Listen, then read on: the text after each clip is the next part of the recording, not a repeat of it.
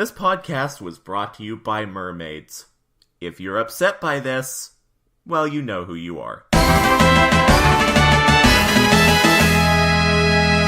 Hello, and welcome to Monkey Broadcast, a monthly review and discussion show with me, the Jonin Monkey.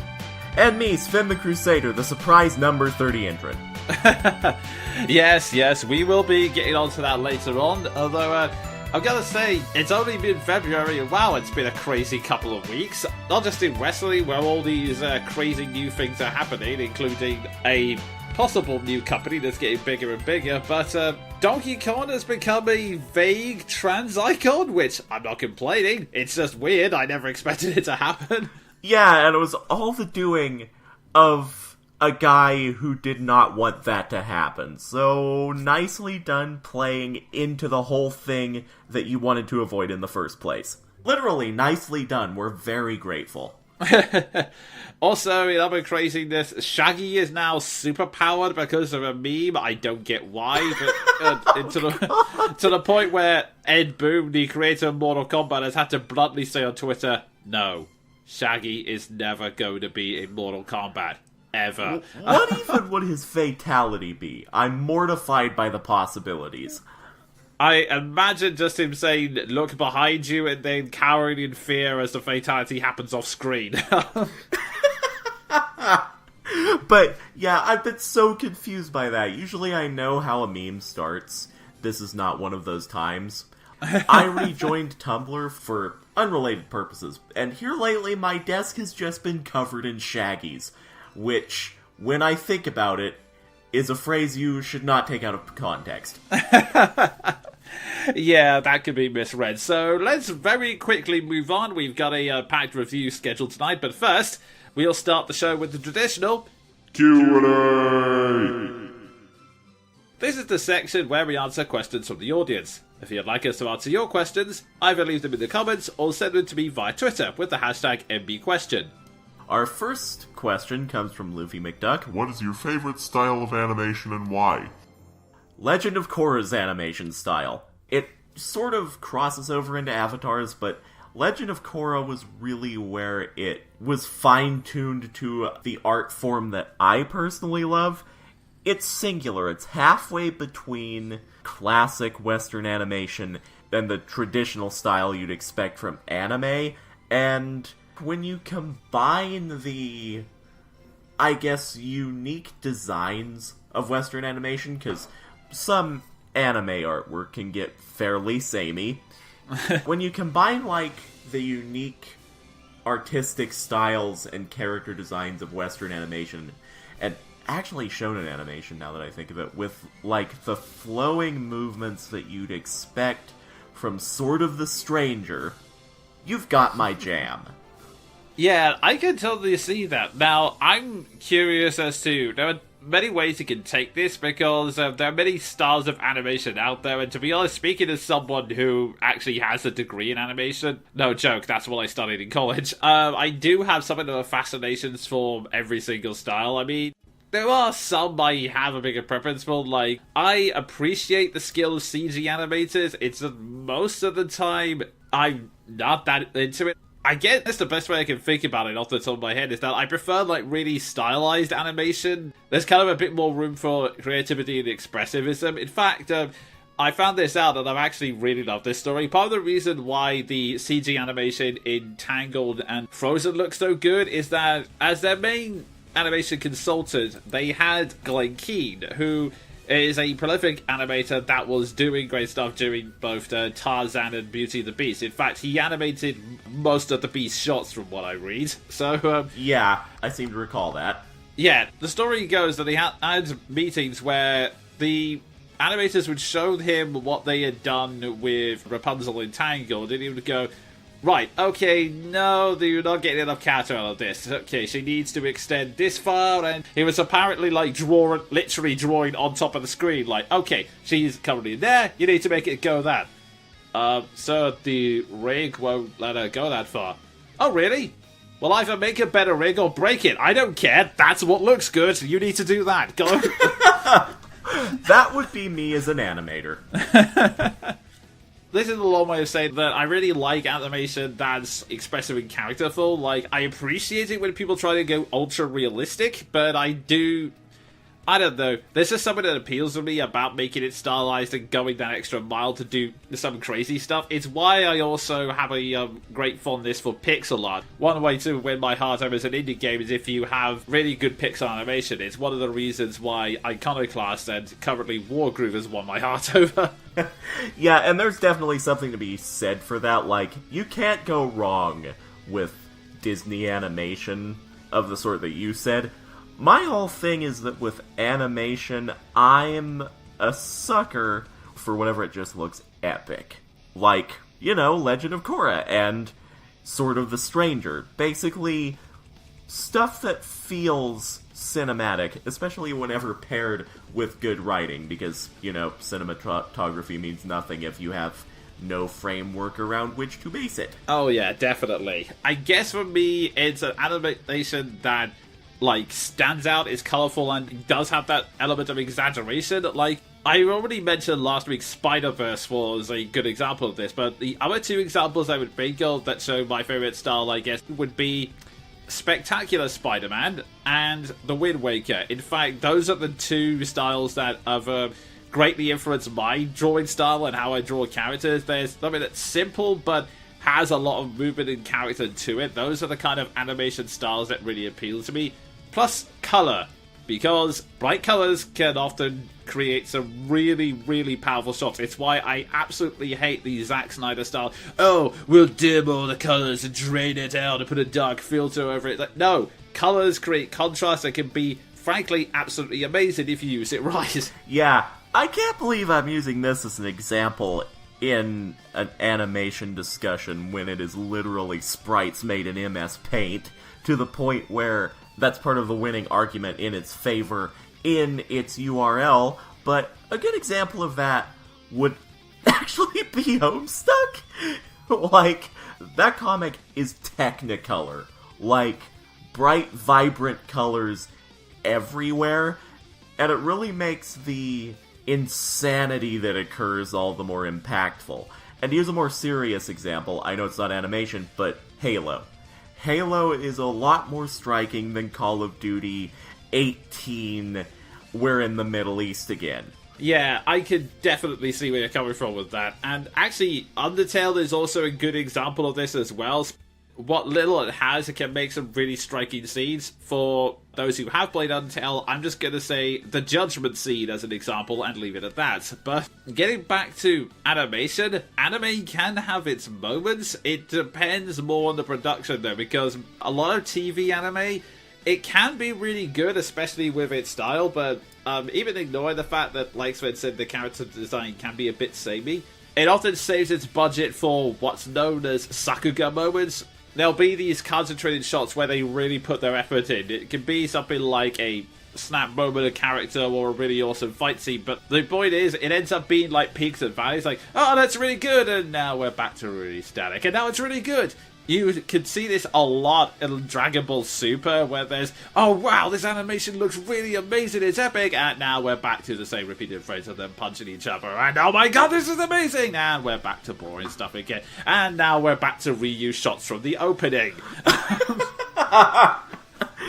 Yeah, and I want to say, by no means does that universally apply to anime. Like, for instance, Naruto started off with, like, start and stop approach to animation, and then in its final few seasons got absolutely insane with its animation style.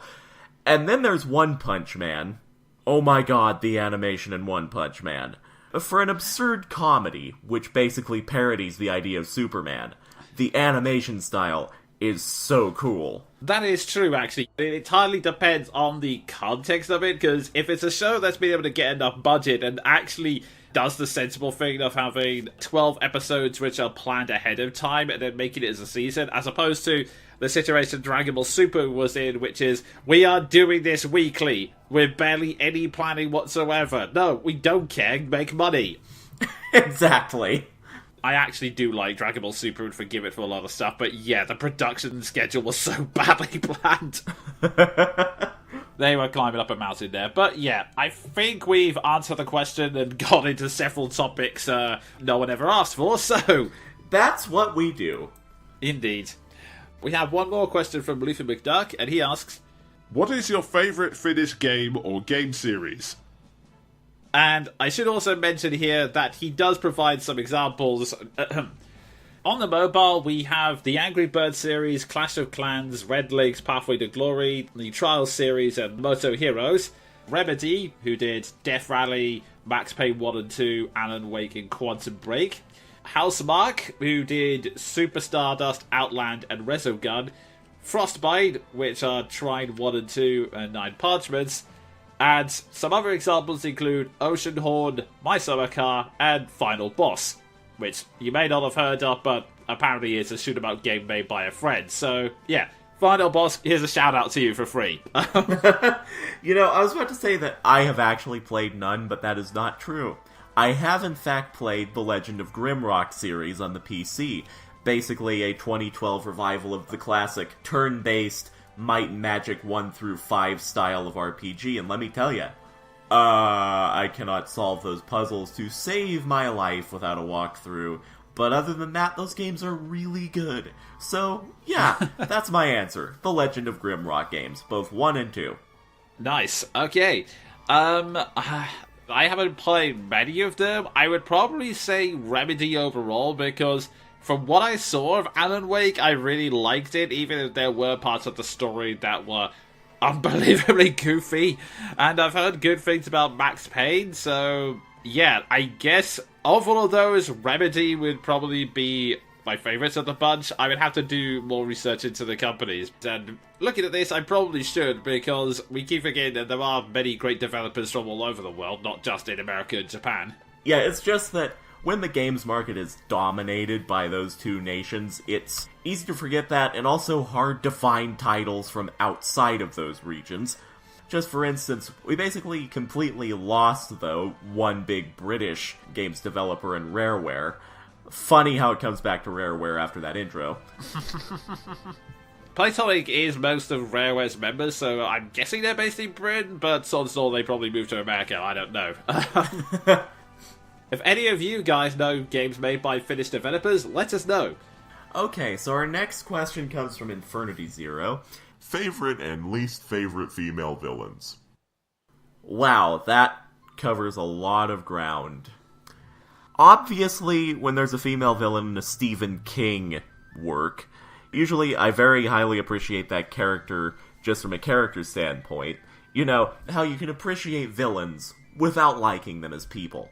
Because Stephen King has, ever since the 70s, made a concerted effort to make all of his characters three-dimensional, regardless of whether they're male, female, etc.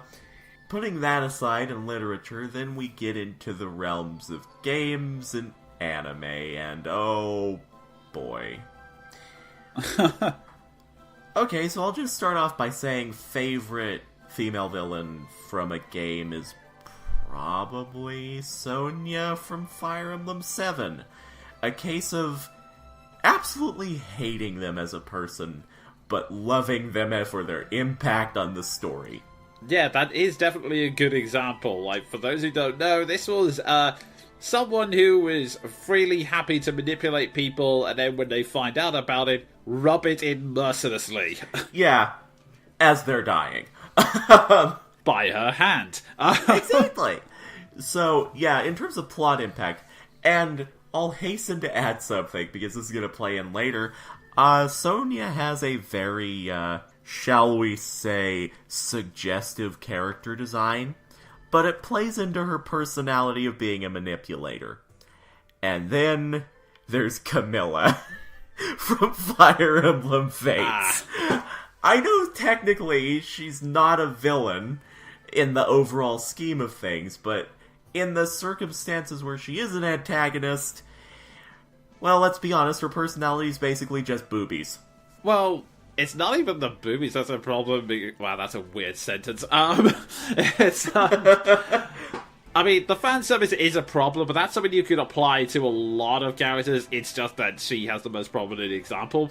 No, in her case, it's the fact that her personality is so one note. Like, Gas Station did a great support Irons video on this where he explored it further and pointed out that her behavior, it's really bad that she has like a clingy big sister complex, which makes her really horrible, but everyone's just so casual around it. Like, that's our Camilla. It's like, no, this is really bad.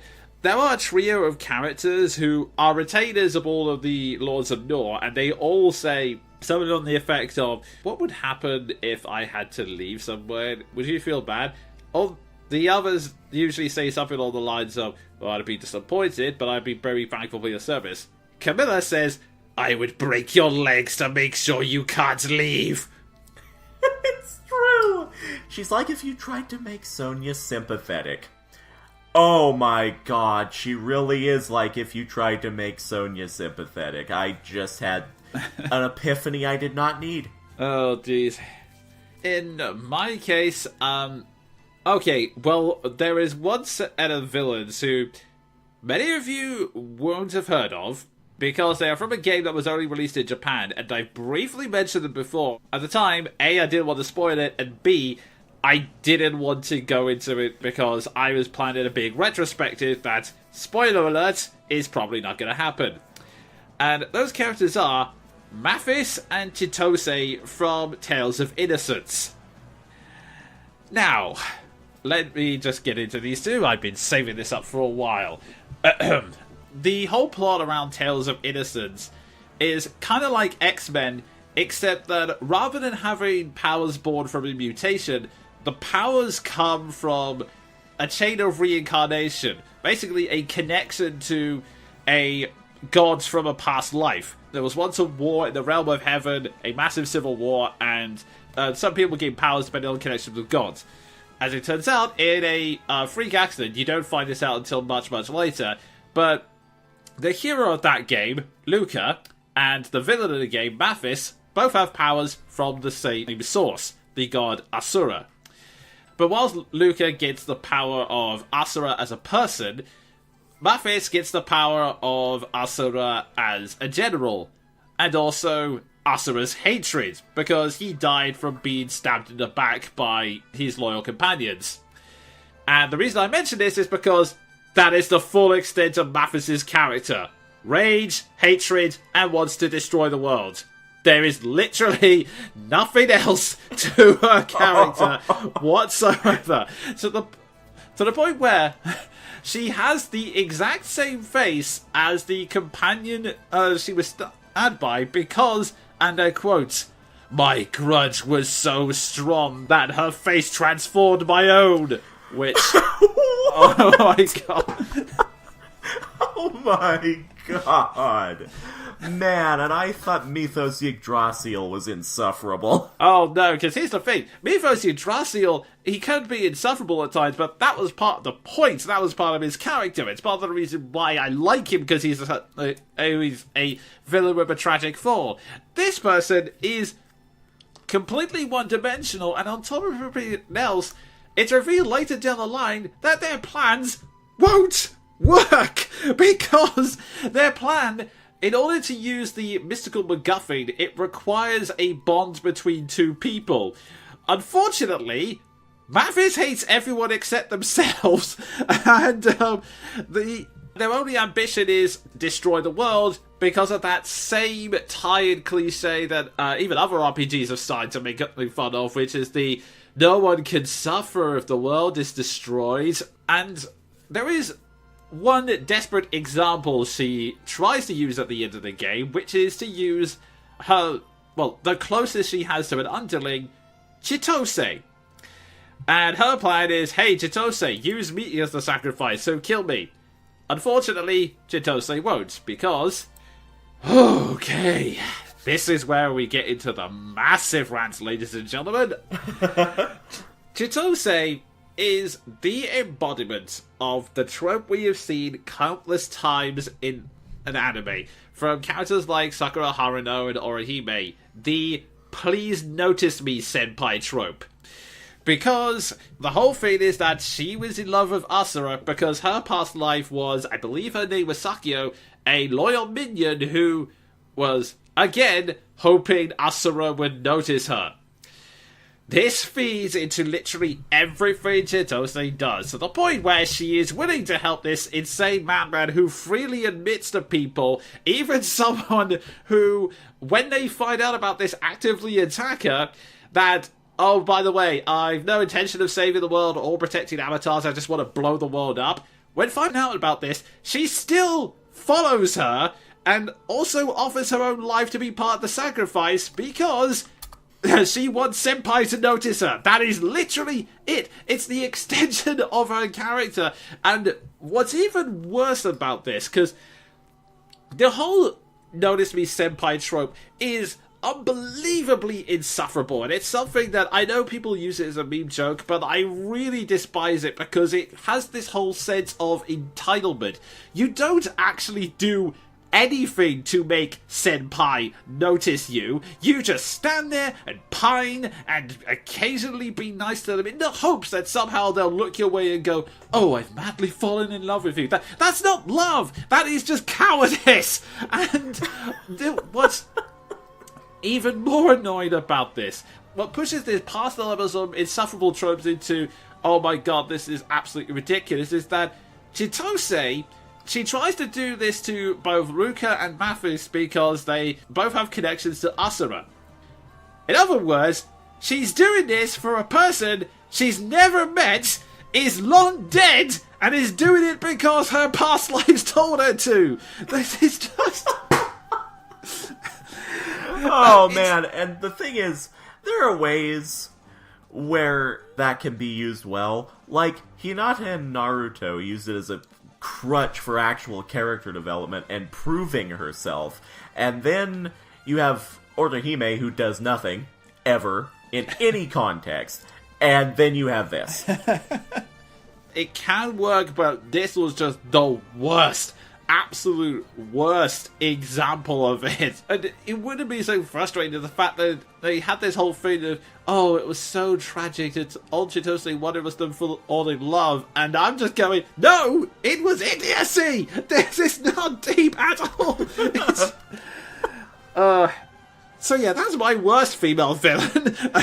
Yeah, I can see why. Oh my god. As for best, oh man, I mean, there are a lot. Like, I know some people complained about her being overpowered, but Asura from Avatar: The Legend of Aang, she was a good villain in terms that she was always a constant threat, and it was actually interesting to see her psychological breakdown towards the end. Yeah, oh yeah, she's a super good example of, I would say, a villain like Sonya. Not as bad as Sonya, but, you know, close. And definitely of an equal impact to the story. Mm-hmm. There probably are some better examples, but they aren't all coming to the top of my head right now, so yeah, I put Asura up as the best example of a female villain I can think of. Yep, and I'm sticking with Sonya, so those are our answers. Two characters who do not need to say notice me in order for us to notice them. Indeed, yes. Oh man, it felt so good to get that rant off my chest. I bet. It's like the build-up of my Walking Dead Season 2 rant. Mm-hmm. Our next question from IZ reads, what are your thoughts on the World of Light? Okay, yeah, I should clarify. The World of Light is the new adventure mode in Smash Bros. Ultimate. Sakurai freely admitted in the presentation this was announced, hey, we're gonna have this new single-player adventure mode, but it's not going to be like Subspace Emissary. We don't have time to make something like Subspace Emissary.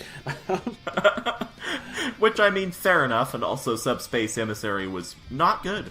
Yeah, it really wasn't. I know some people have fondness for it, but when you actually go back and look at the story or how it treats its characters, it's really not that good. Yeah, so props for, you know, operating within their limitations.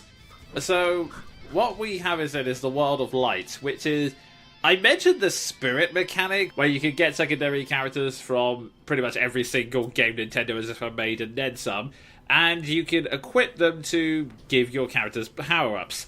And this is also the main basis for the World of Light, because essentially the World of Light is you exploring this giant overworld and deciding which paths you go down.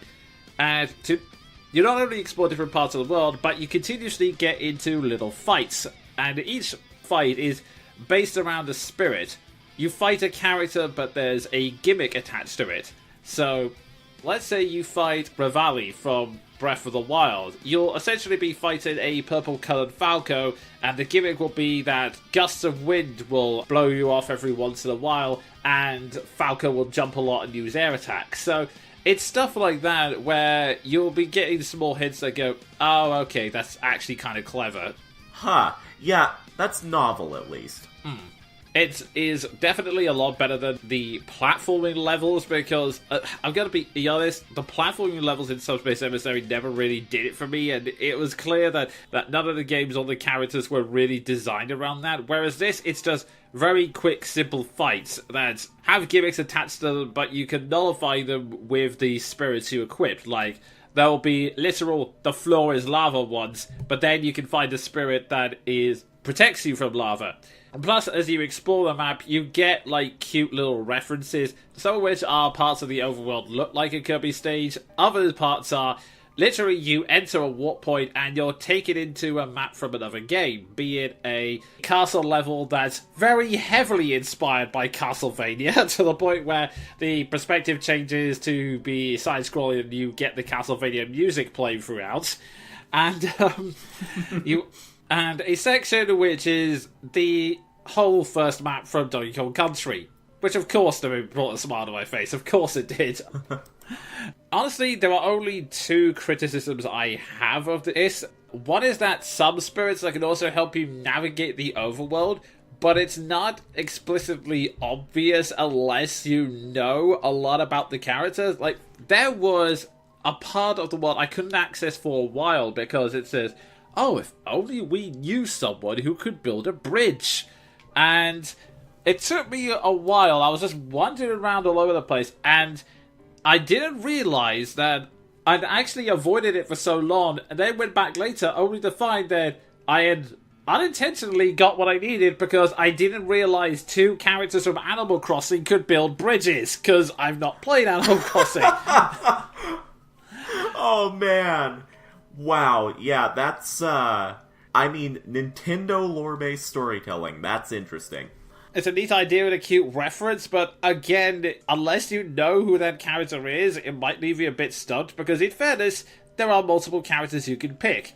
But again, you wouldn't know that the three fighters from the original Fire Emblem, who are all one spirit, were also bridge builders, so you could get those guys and not realize that was your required item either. Yeah, that's a little convoluted. The second is, okay, it's more of a meta one that you really couldn't get around. Like, okay, there is no story. The only vague story is the mid-game twist of, you thought that was the final boss, but in fact, this is the final boss, and he has his own world now, which, kind of silly, especially when the original boss is a light-based entity known as Galim, and his rival is Darkon. Get it? Dark One? Ah ha ha ha ha.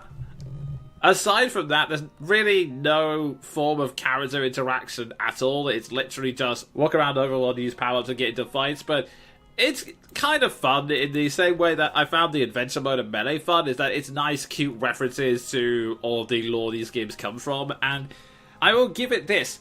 The final battle is actually pretty epic because, the final battle is actually pretty epic because of, okay, the meta element I was talking about is that the whole premise for the spirits is Galim essentially Thanos' everyone except Kirby. You already know this if you saw that trailer of it, which admittedly is a very good trailer, but when I mentioned that Galim is the midpoint boss, which can be defeated by one character, that kind of just reduces significance somewhat. Yeah, at least, I guess the plot's not hijacked by Ganon. True, it's just hijacked by someone we had no way of knowing what was coming. And hey, there is actually a cool idea I like in the final world, in that Galim and Darkon are fighting each other, and depending on which path you choose, you can end up tipping the scale of that battle in one direction or the other, which is actually kind of a fun mechanic. And like I said, the final battle is really good because it's like multiple stages. In that, first you have to go through this gauntlet of mini battles, then you go through a boss rush of all the people you faced before, then you face Galim, and rather than having stock, you have multiple characters, so you get to choose which trio you want to take in order to save the world. For the record, Lucina, Ken, Donkey Kong, because of course. Yeah, that sounds about right. But yeah, that was really epic. The one last criticism I can give, aside from the meta one, it's something that Brawl actually has as well, and I don't know why they always do this, but my god, the ending sucks.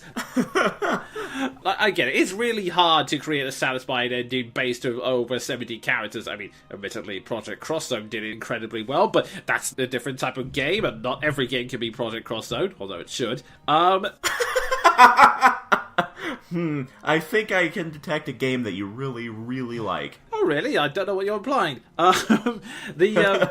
I wouldn't mind it even if it was just, the characters are celebrating. Bowser punches Mario and, here we go again. Like, I'd be perfectly fine with that ending, because at least it's a conclusion. The ending is, watch the bad guys explode, and then watch the spirits turn into a spiral, and then fade to credits while we replay the few CGI movies we have whilst the music's played in the background. Like, it's not even a conclusion, really.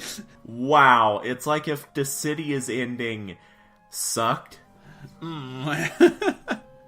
Yeah, just Brawl was exactly the same way. It's just, here's Taboo exploding, here's all the characters staring at a cliff, and the next. Okay, credits. It's like, you really couldn't have put any more effort into this. You have all of this CGI stuff. Would you maybe, I don't know, save it for the ending? I don't need a CGI shot of these two nameless bosses fighting each other.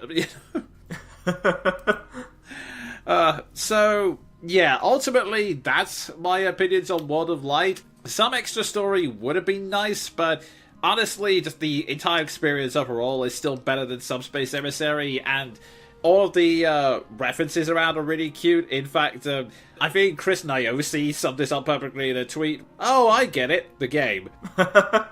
Yeah, I can't really think of any other way to sum up the game other than that. So. That's fair, and as for my opinion on World of Light, I need a Switch. Yeah, we've been over this. You need money! Thank you, Wrestle Talk. Oh, dear. But yeah, we better move on from that. Okay, our next question comes from Toon Junkie, and I cannot believe I'm actually passing this question on in 2K19. Jonin, who was in your squad when you were a guinea? Oh, God. Oh, 2006, my old friend. Well, there is, conveniently enough, an answer I can take, which is technically true in real life, but can also work in this alternate fanfiction universe. MVL and Pamf. Oh my god, it's true. They were in my squad when I was a guinea, or friends at university, if you want to use the boring answer. So, yeah, that's legitimately true, because I know, Okay, fun fact. We weren't this close of friends then, but I was around whenever you released 2 projects starring Panth, and I know that MVL did the music for one of them. Mm-hmm. Yeah, that kind of whole university attitude where we were pretty much just using each other to help out in the movies we are making. Yeah, and actually I remember I really, really liked one of those movies. Those are the days. But yeah, that is the real answer, and, well, Toon Junkie, you're very good at improv. I'm sure you can invent some backstory about how I met Yellow and Pamf in the Abyss of Darkness or whatever, so... It was in the world of Naruto. I wonder who would be the Sasuke. I guess MVL shoots civilians in the danger zone, so it could be him, but anyway. And our final question of the month, also from Toon Junkie, is as follows. Sven, can you tell us the story of where you got your mysterious question mark of unknown power and plot convenience? Fun fact, actually. The answer is Jonin.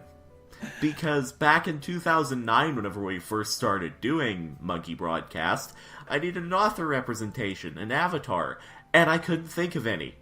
So, because I put the question off for so long, and because, well, I sort of put him in the position of being in a massive hurry, I sort of created this situation where Jonin had to think of an avatar for me on the spot. And thus, I became the shapeless black blob with the question mark face. It's kind of like the explanation of Power Girl. You wanted to find a simple, but we couldn't, and it just stuck. Pretty much. I mean, as far as outlandish explanations go, because this is, in fact, Toon Junkie, just pretend that my features were blanked by a black hole and I just used the question mark to represent my confusion at the universe. Wow, moving on. That's actually a lot deeper than I was thinking. Oh god, it is like Power Girl. You start off with something simple and then end up with something more complicated. But anyway. Yeah, or, a Vince McMahon plotline. And on that brief look at our pasts, that brings this Q&A session to an end. Once again, thank you to everyone who sent in the questions, and please send us a... And if you're listening to this, please, by all means, send us a question. No matter how silly, we're more than happy to read it. I mean, just look at our track record. Mm-hmm. But now, it's time for us to get into the main section of this show, which is... Reviews! Straight Shooting Edition. Yes, indeed. Following on from the Marine 6, we're going to be reviewing another WWE product, although instead of bad Call of Duty fanfiction, it is in fact a wrestling show. But... Oh my god, that segment's been attacked by Nia Jax! Oh no, and it's looking like it's having problems standing up. So whilst we're getting medical attention, put into a leg brace and surrounded by people in doctors' outfits looking busy, and referees saying, "Are you okay? Are you okay? Are you okay?" on the loop. I will insert a very quick review just to talk about a game that I actually wanted to talk about, and also just to make it so this doesn't transform into a wrestling show. I see you flip the mic, you're slowly taking over, but not yet. We promise we won't do this all the time. But yeah, the game I wanted to quickly review is a short RPG I was playing at the beginning of the year, which is actually part of a trilogy, but I haven't had the time to get to the trilogy yet because, I got buried underneath 3 RPGs at once. For those wondering, Ys 8, Tales of Vesperia, and Wargroove, but I do plan to get round to the rest of the trilogy. Said game is the Banner Saga, developed by a small studio known as Stoic Studio, which, interesting name, which was originally founded by 3 former BioWare employees who apparently left after completing the Old Republic so that they could pursue their dream game. I admire that. I mention this because, it's actually surprising looking at the Wikipedia page and seeing that they left before Mass Effect and Dragon Age, just because, let's just say there were elements of the plot that are actually kind of familiar, but you'll see what I mean when we get into the summary. The Banner Saga takes place in this Viking-inspired world where the end times are slowly approaching. One of the signs being that the sun has mysteriously stopped in the sky, which is definitely an omen of the apocalypse, and not a cool narrative detail to explain why the sun never moves in the entirety of the game. But yeah, during this, you are following the story of 2 factions. One of which is the Val, who I can basically describe as Norse giants, although it's Viking-inspired, so they're all Norse-themed in one way or another, but you get what I'm saying. They're big giants with horns and are very imposing, and you follow a group of Val Royal Guard as they escort a human prince, and the main faction of the game, although you do cut between the 2 of them, a village ranger named Rook and his daughter Alette, who are suddenly thrown into a chaotic situation when a monstrous race known as the Dirge, who the Val were originally at war with, have suddenly come back from the northern lands and are now ransacking pretty much any village they come across, forcing the entirety of the village to evacuate and form a caravan that goes round from place to place trying to find any form of safety for the Dirge whilst fighting him along the way. And the reason I mention the similarities is that the Dirge, they pretty much act the exact same way as the Darkspawn and the Geth, in the sense that they're this big, ominous threat that has some slight differences, but all of their minions tend to look exactly the same. And on top of that, like the Geth and the Darkspawn, they do have some plot twists later down the line that give them a little bit more depth, which I'm hoping is expanded further in the other two games, because that would be cool. And honestly, as I mentioned, everything about Legion and the Geth was some of my favourite parts of Mass Effect 2, but I'll have to wait and see on that one. Yeah, I mean, if it follows the trends of Mass Effect and Dragon Age, then probably you won't be disappointed. In fact, the small details we do get about them are cool, and in fact, it actually does work really well in one character's backstory, which I won't go into too much detail on, but yeah. From there, the plot is essentially following these two factions as they journey through the lands trying to complete their goals and not get killed by Dirge along the way. From there, the gameplay is split up into two parts. One is the turn-based strategy element, whenever you do get into a fight with a Dirge. I won't go over the whole gameplay, but essentially it's slow turn-based Viking combat, and a lot of it is based on every unit has 2 meters. Armor and strength, which serves as both the HP and attack power. So, based on your unit's strengths, you have to decide whether you want to break the unit's armor or just go straight for the damage. I mean, you can whittle them down to strength over time, but if you can break the armor of a unit completely, then you can literally kill that unit in one shot. Although, of course, the downside is you could probably lose a lot of strength in the process, so it entirely depends on the unit. Some units can do it easily, some cannot. Essentially, your standard strategy game. Yeah, that seems about right. Also, I'm noticing this is sort of like Dragon Age hybridized with Fire Emblem. It is kind of, now that you mention it. You can actually promote said units with what's called Renown, which you often earn in battles and some other events, but you may not want to promote all of the units, and the reason for that is what happens in the second part of the gameplay, which is, as your caravan is travelling from place to place, they'll be continuously using resources, and whenever you do stop in a village, you have to use your Renown to buy food. So every time you stop at a place, you have to decide, do I want to use my Renown to promote a unit and thus allow them to deal more damage? Or do I want to use this Renown to make sure the rest of my caravan doesn't starve? Wow, that's okay. That's a super interesting system, because that's a way to balance power with practicality. Mm-hmm.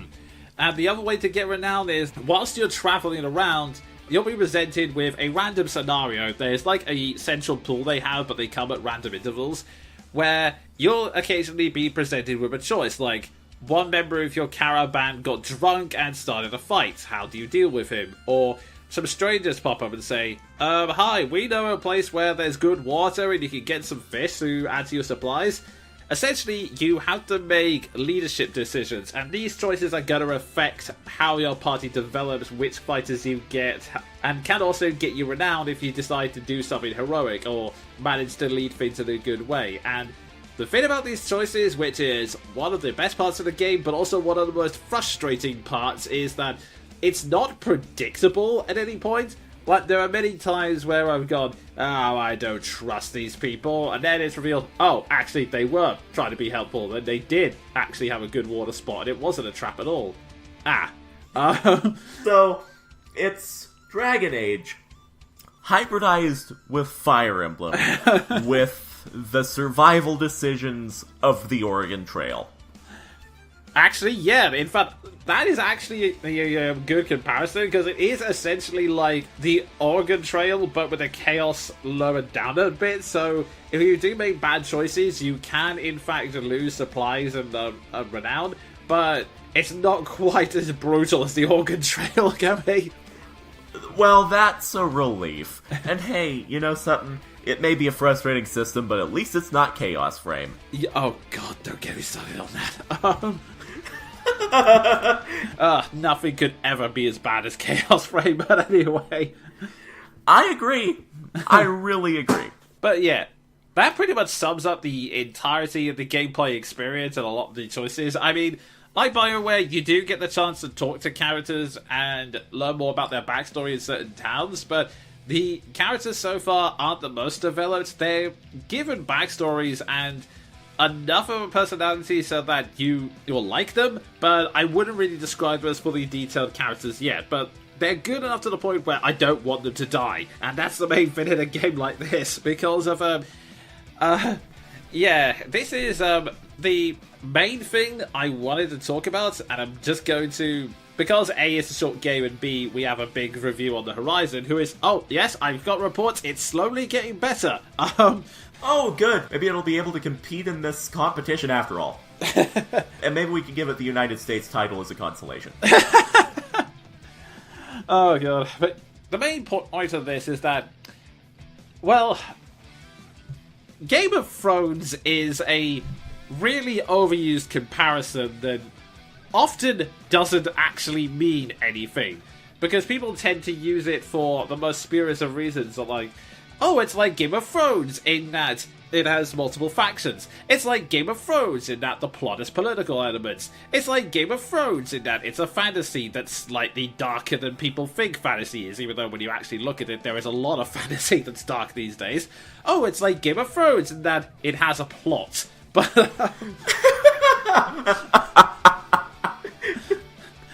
Well, thank you for getting that rant out of the way for me. yeah, it's really a comparison that's overused to the point that it's kind of sick of it, but the reason I bring it up here is that I get a lot of Game of Thrones vibes playing this, in that the narrative as a whole is incredibly bleak. Like I said, the end times are coming, and it's revealed that the only reason the Dirge are moving so far south is because there is something even worse on the horizon that's right behind them that they're trying to run away from. And on top of that, I say that your decisions can have consequences in the Oregon Trail parts of the game, and this includes minor characters being killed off. Like, you're staying in a town that's being overrun by Dirge, and you have the choice of either joining in the battle with the village guard, even though it looks like it's not going to be helpful, or trying to clean up the battlefield, like maybe tend to the wounded and get rid of some of the bodies. I decided to help by getting rid of some of the bodies. The battle is so chaotic that one of my shieldmen got crushed in the stampede, so I lost that unit permanently. Yeah, characters can die seemingly at random if you're not careful with your decisions, so there is that element to it, and even when you get to the end of the game, you have a victory, and it's a hard-won battle, but you have not won the war. Not by a long shot. In fact, the war seems like it could go on forever. So, it does have this incredibly bleak atmosphere to it, but when playing this game and realizing that same comparison with Game of Thrones, I was thinking, okay, it does have a lot of the same problems, so why do I keep playing this game and actively enjoy it, but Game of Thrones has gotten so tedious for me that, well, not only do we use it as a punchline on this show, but it's gone to the point where I honestly haven't cared to watch the seasons of Game of Thrones. Like, I may vaguely look at some recaps, but I'm really not interested in actually watching the show anymore. And I think it boils down to two things. One, because it's a small indie RPG, it's a lot more focused, and that there's a lot less time wasted. We are two characters talking into, I don't know, the Lannisters running out of gold. Yes, I see, this is an incredibly important issue. Is it going to come up in the main plot? No, but if we say it with dramatic whispers, then people will think it's going somewhere. Yeah, the thing is, and I was going to say this earlier, but I didn't want to get salt all over your review. The thing is, when people compare a thing to Game of Thrones, my immediate reaction is to say, that's not a compliment. Yeah, and that was the thing. Like, the comparison was made with Game of Thrones, but I was thinking, okay, so why is it I am so against Game of Thrones, but liking this? And I realized eventually the answer is, it's bleak without being sadistic. The Banner Saga, it's there to sell you an atmosphere, that this is a small band of people desperately trying to survive when all of the odds are against them. They struggle, did never come out clean, but they do manage to survive, even if it's just for a couple of days, and that's the important thing. Game of Thrones was about that, but then somewhere along the way, it started to get sadistic, almost reveling in the chaos and the damage it was causing. The death of Eddard Stark, That's essentially what I was talking about. That was bleak, but it was important. It told a good arc for that character, and it shook the foundations of the world, and it set up a story. It set up that, okay, now the idea of peace amongst the thrones is over. Now things are going to change forever. Whereas in later seasons, it became clear that the deaths and the suffering were pretty much there because we needed a plot twist and gory deaths boost up ratings. Like, the entirety of Stannis' family getting crushed in one episode because they made one or two bad decisions. It's just, well, let's be honest, they came out of nowhere, frankly. So, Yeah, and let's not pretend like this is just an issue pertaining to the series, because I know that the Song of Ice and Fire series was meant to be subversive, and in 1996, it was the mid-90s, it was when The Punisher was created, it was when the Attitude Era started in WWE. The 90s were edge. Like, they were super edge. Just look at the fact that people were unironically listening to Disturbed and System of a Down. And it shows just how much of a product of the times and subverting, like, cheesy 80s culture that drove A Song of Ice and Fire, because it's been edge since the 90s. It's like George R.R. Martin was doing needlessly convoluted, edgy shit well before the TV series made it flat out egregious, and trying to pass it off as, oh, the Middle Ages were really like this, when, newsflash, a lot of the times they weren't. you can see a lot of it happening in TV dramas, like what they've been trying to do with Agatha Christie recently on the BBC, and it only ever worked for And Then There Were None, where they're trying to make these, like, grim and gritty theories, and honestly, it really fails a lot of the time, because the Banner Saga, it creates this super bleak, super dark atmosphere, and it really sells it's basically, what I'm trying to say is that it creates a better version of what Game of Thrones was trying to do at the start, and actually manages to keep it consistent, in that it is about a dark fantasy. The heroes don't get everything handed to them and have to work for pretty much everything they do, and even then, the victory, it's small, but the fact that they get the small victory, that matters. It's poignant, and it means something, even if it's only to those people. Honestly, you need that to keep going in a series like this. Even if you're having to continue through these hardships and these bleak moments, that small victory isn't what keeps you going, and you want to see these characters survive somehow. And, okay, slight spoiler, but I'm going to be as vague as possible, but it's the only way I can describe this. The ending of the game, one of the main characters dies, but the ending of the game is this really beautiful shot where they're given a Viking funeral, and you follow that boat as it sets out over a lake, then passes through the Eva, and ends up in this world which is essentially implied to be Valhalla. So what you're saying is the Amon Amarth ending. Yes, basically. That was so dorky, but I regret nothing. It's a tragic but yet somehow beautiful image, and I think that pretty much sums up what the experience was of playing the first ever Banner Saga. So, yeah, if you want to know what the hell I'm looking for in dark fantasy when I make fun of stuff like Game of Thrones, yeah, the Banner Saga is it. And if you want a good dark fantasy, I cannot recommend it enough. It is available on most platforms now. The entire trilogy has been released on Switch, but it has also been on Steam for donkey's years, and I think it has also been released as a mobile app now, so... Yeah, honestly, I'm probably gonna look into that. Although first, I need money! Yes, you do.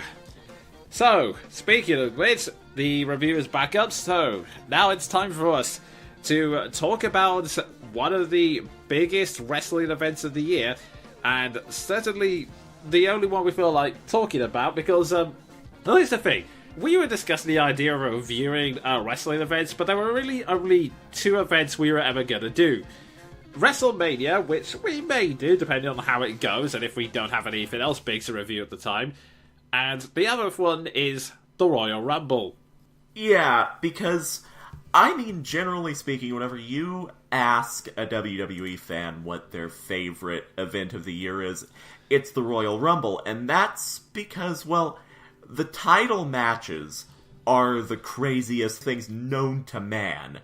And when you also have a great undercard like you did this year, there's a lot to talk about.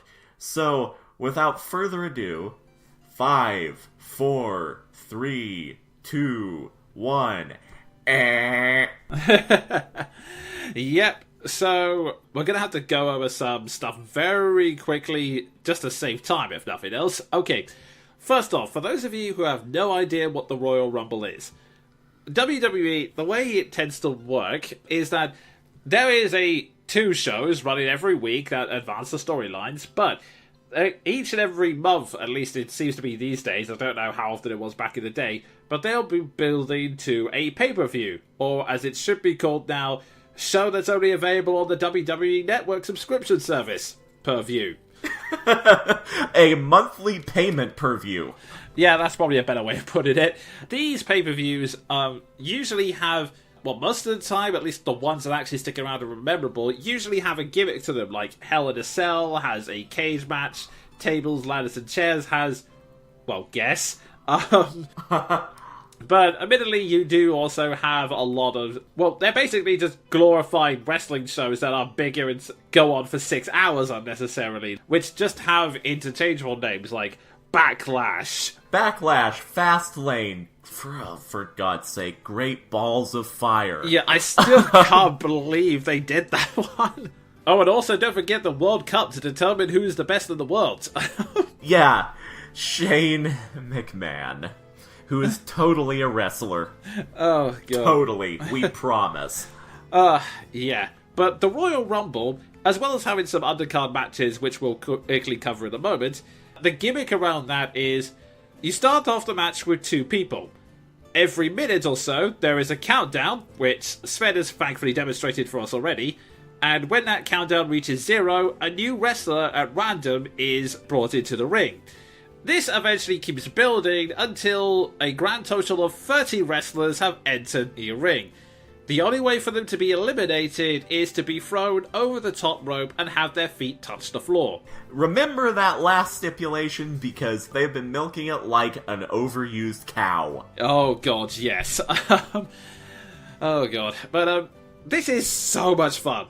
Because even in a sport like professional wrestling, which is scripted, so a lot of it has been pre-planned. I'm not spoiling anything here. The chaos is insane. You can have anything between like 7 to 10 wrestlers in a ring at once. You get to see every single competitor do at least something cool, unless it's a comedy one. Again, we'll get to that. And on top of that, it's also a great way to kick off storylines because, well, there's just so many possibilities. You can have two wrestlers that are already in a feud go after each other. You can have a wrestler start a feud by throwing out someone who's particularly vindictive. And on top of that, the winner gets to challenge whichever title holder they choose at the biggest stage of them all, WrestleMania.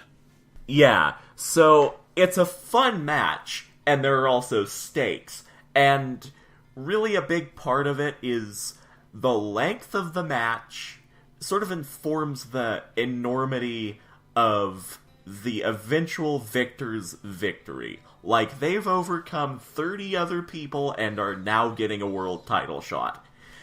And just to lay a few things out before we move on, beyond the obvious winner spot, there are two terms I'd like to lay out.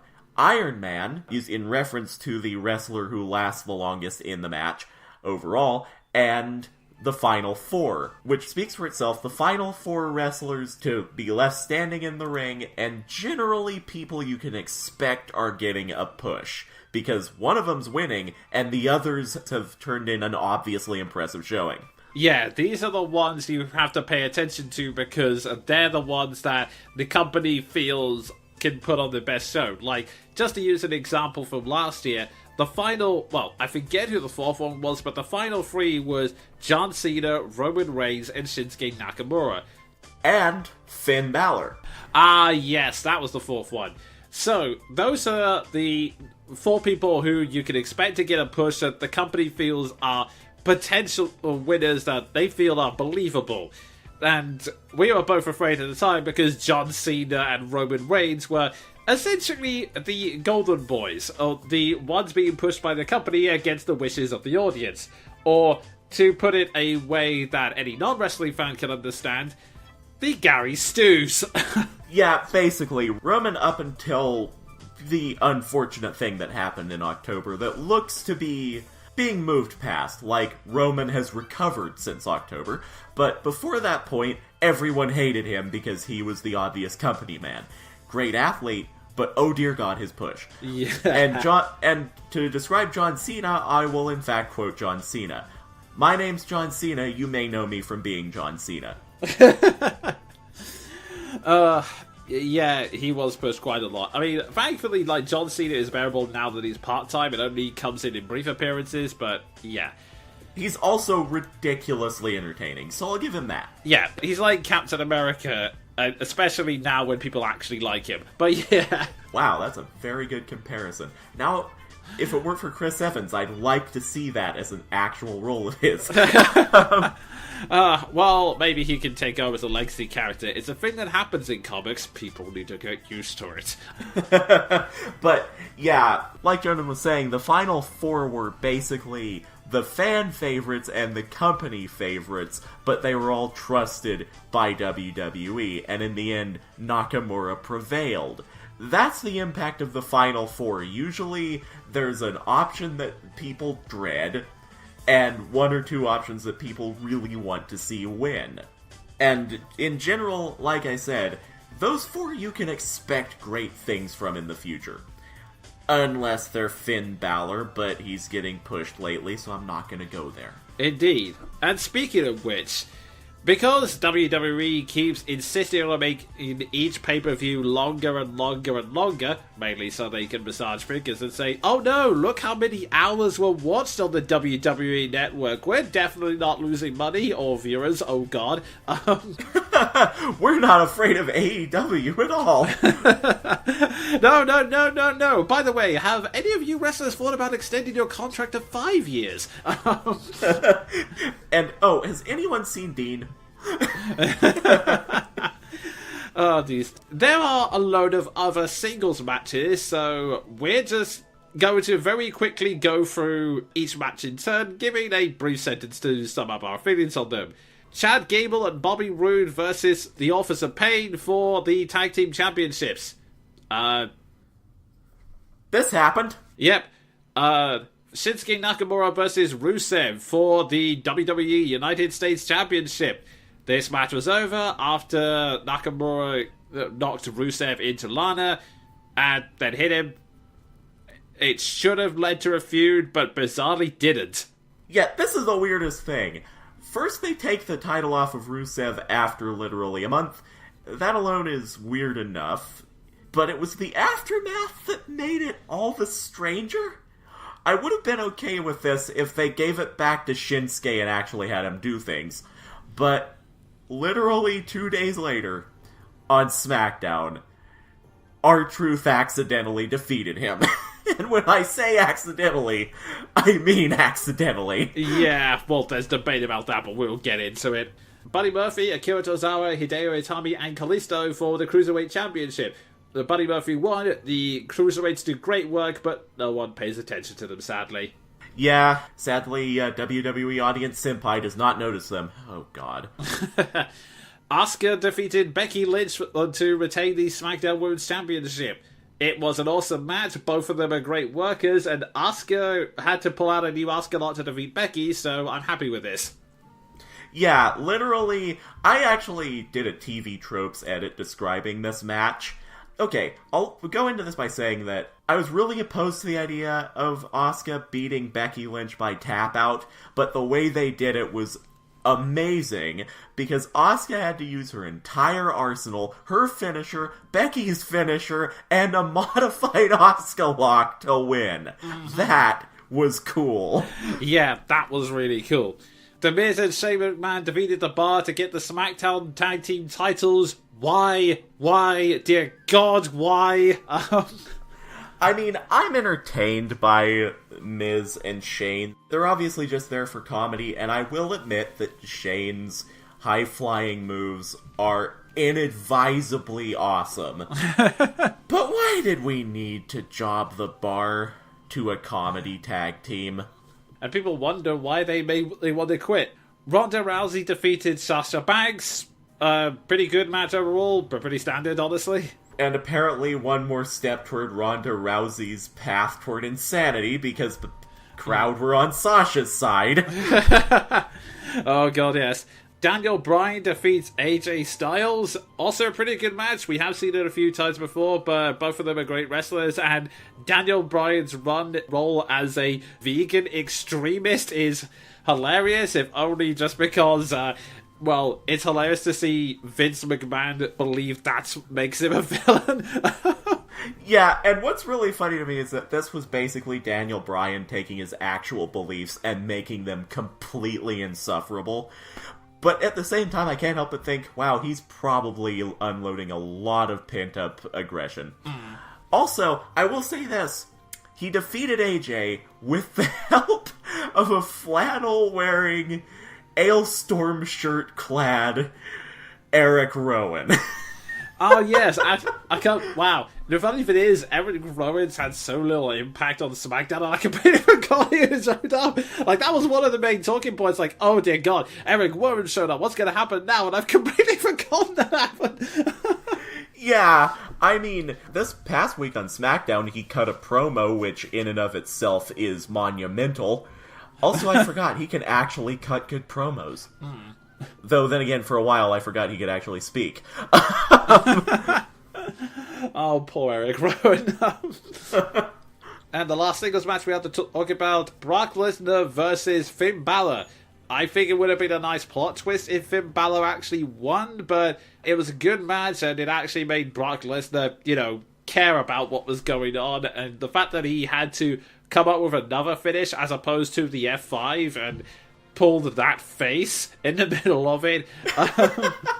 Yeah, you know that Brock Lesnar is actually putting on a good match whenever he busts out the Brock Lesnar selling face.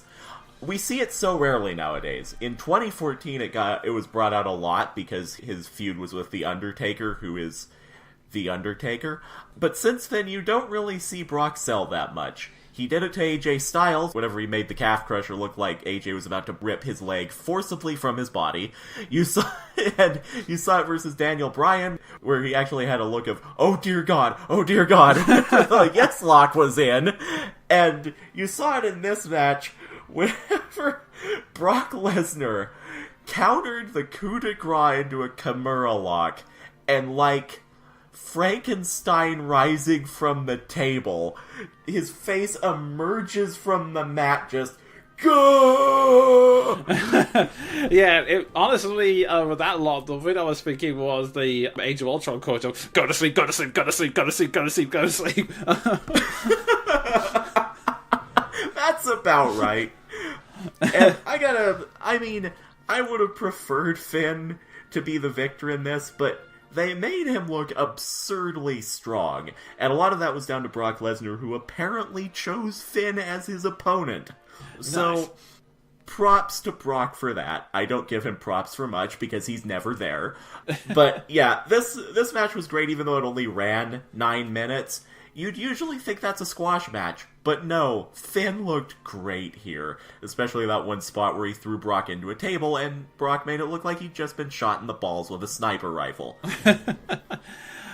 Yeah, there was a good showing for him at the very least.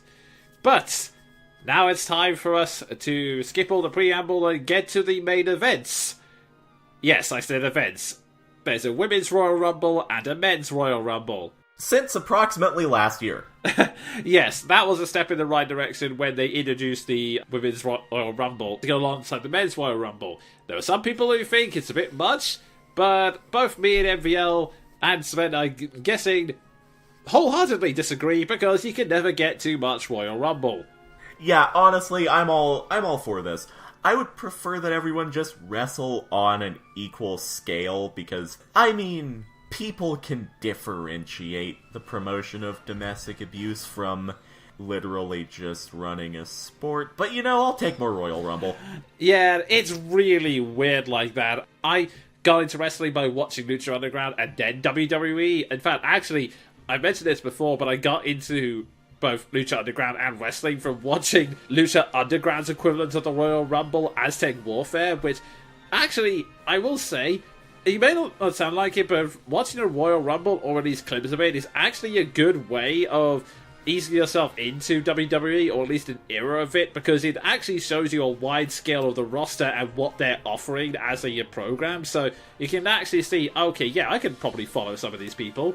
Honestly, it's basically a huge, talent demonstration, because you're probably going to see every single person on the roster plus some. We'll get into that, because a huge part of the Royal Rumble is hilarious old-school returns. Indeed, yes. In Lucha Underground, the matches are intergender, and yeah, like you, I think there's a difference between a combat sport in the ring and domestic violence, but, weird PG-13 rules and all that. So, yeah, hopefully WWE can make steps towards making it intergender matches and making it so it is actually equal, but we'll have to wait and see. In the meantime, Women's Royal Rumble. Honestly, I'm gonna come out and say that I think quality-wise, this one was overall the superior of the two so far. Mostly because last year's relied on retired wrestlers that were sort of out of practice. This year relied on NXT, the most insane promotion going. Indeed. So, very quickly, to save time, all the entrants this year were... Number 1, Lacey Evans. Number 2, Natalia. Number 3, Mandy Rose. Number 4, Liv Morgan. Number 5, Mickie James. Number 6, Ember Moon. Number 7, Billie Kay. Number 8, Billy Cross. Number 9, Peyton Royce. Number 10, Tamina. Number 11, Xia Li. Number 2, Sarah Logan. Number 3, Charlotte Flair. Number 4, Kairi Sane. Number 15, Maria Kanellis. Number 16, Naomi. Number 17, Candice LeRae. Number 18, Alicia Fox. Number 19, Casey damn it! Catanzaro. Thank you! Number 20, Selena Vega. Number 21, Ruby Riott. 22, Dana Brooke. 23, Io Shirai. 24, Rhea Ripley. 25, Sonya Deville. 26, Alexa Bliss. 27, Bayley. 28, was Lana but was injured in the previous match, so was replaced by Becky Lynch. Hooray! 29, Nia Jax. Number 30, Carmella. Yeah, that was a lot. And just to establish the two roles that I mentioned earlier, the Iron Man of this match was Natalia, who went for almost an hour. So, yeah, that was impressive. And the final four were, oh man, who was it? Well, Becky and Charlotte are obvious. Yeah. I think one was Alexa and the other was Nia Jax. Yes, I believe so. I'm just double checking. So yeah, it was Becky, Nia, Charlotte, and who was number 27? Oh, it was Bayley, I think. Oh, yeah. Yeah, 27 through 30, so it was Bayley. Awesome. So yeah, interesting Final Four, especially considering that Bayley's been completely... Well, she is kind of part of a tag team with Sasha Banks, ? Although I don't know if that really counts as a push. Yeah, lately they've been making her look better. It's actually sort of like Finn being in the Final Four last year. It's someone the fans really like, but whose push has been stop and start at best. Although I really hope she ends up with the tag team titles in Elimination Chamber. I'll get into that whenever I quick fire review it next month. Yeah, that would be really cool if that did happen.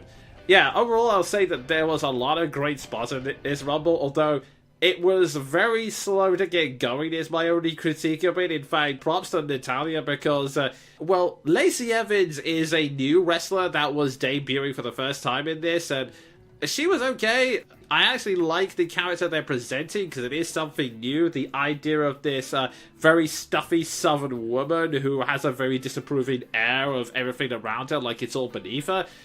The wrestling was inexperienced, like it was okay, but not enough to really set the world alight. So Natalia was having to make it work, and then it was followed up by Mandy Rose, who is terrible. Yeah, pretty much. For those who don't know, Mandy Rose kind of harkens back to a really unfortunate era in WWE known as the Divas era, where, okay, long story short, there was a wrestler called Trish Stratus who deserves a heck of a lot of credit because she was a model and was pretty much hired as such, but he decided, you know what, I'm actually going to train and learn how to wrestle properly so that I can actually do a great show. In fact, there are stories that say she went to Mexico precisely to learn the art of wrestling. The problem is, Vince McMahon is a very old man and got it into his head that, oh right, well we could just do this with everyone then. Okay, find models, make them wrestling. Perfect. Yeah, it didn't work. And also this was... I think this started during the Attitude Era, which was... I mean, the Attitude Era for the most... Like, the overall stakes were great. You had Austin, Rock, Triple H, all those great wrestlers, and also promo wizards. But their women's division... Oh god, their women's division... It was the 90s, so their women's division existed purely for boner fuel. Yeah, pretty much. And in fact, me and MVL have talked about this on Flip the Mic, but whilst we are 100% behind the steps WWE is making to improve women's wrestling, but every time they make one of their promos, you always feel like they need to add the sentence of, yes, together all of you women in WWE are breaking through glass ceilings that we put there in the first place. It's true, though. Yeah, so to get back to Mandy Rose, she harkens back to that era, which is bad enough. But on top of that, I want to just quote really quickly Nia Jax's opening theme. Mandy Rose isn't like most girls, because most girls can wrestle. Oh god. And it also doesn't help that they're really trying to sell her in this light of, oh, she's really sexy, she's beautiful. And I actually want to quote this, my favourite line of bad commentary, because they had this whole thing where the douchey commentator for this round, I want to say it was Corey Graves, I don't know, they all blow into one. Yeah. Honestly, it's usually Graves who is the douchebag in every scenario. Yeah. She steps in, and his line is, and I quote, "We're in the middle of a desert, but this is no oasis. This is real life." I just go, Corey, Vince, whoever is providing the line, oases are real. It's mirages you're thinking of, I presume. Yeah. And just so you know, my favorite line from the entire plot line of Corey Graves being obsessed with Mandy Rose came from SmackDown immediately after the Royal Rumble, where he wouldn't shut up about Mandy Rose and said at one point, "Do you have any idea how much therapy a person will need to get over that?" And Tom Phillips said, "Do you have any idea how close I am to slapping you right now?" Oh god. Actually, that's another thing. My second favourite line is when he was going on about Mandy Rose and Renee Young just turned to Beth Phoenix and said, "You know, Beth, I'm really glad that you're sitting next to him and not me." Yeah, sometimes Renee and Phillips get in good lines, and usually they're at the expense of Corey Graves. To move on from the unfortunate existence of Mandy Rose's push, next came Liv Morgan, one part of the Riot Squad, and she entered the ring and was immediately Falcon punched out by Natalya. That was funny. Yeah, it lasted precisely 8 seconds. She was the closest this Women's Royal Rumble had to a comedy spot. Well, there was one other. Oh god. I looked at this thinking, a part of me is thinking, oh, it's a cute reference to the old days, but it also reminded me, oh, right. Because I mean, there are many times when you have to describe to people who are non-wrestling fans, like, okay, it's like a sports anime, but it's played live in the ring in front of you, in that there is a established connection and rivalry between all of these different wrestlers. And to make it even cooler, some of them have powers, like The Undertaker is this zombie-like guy who arises from the grave to challenge people, which is a really good way of selling it. But then there are awkward bits you have to talk about, like, yes, there was a point in WWE's history where part of the law was that there is a tribe of leprechauns that live underneath the wrestling ring.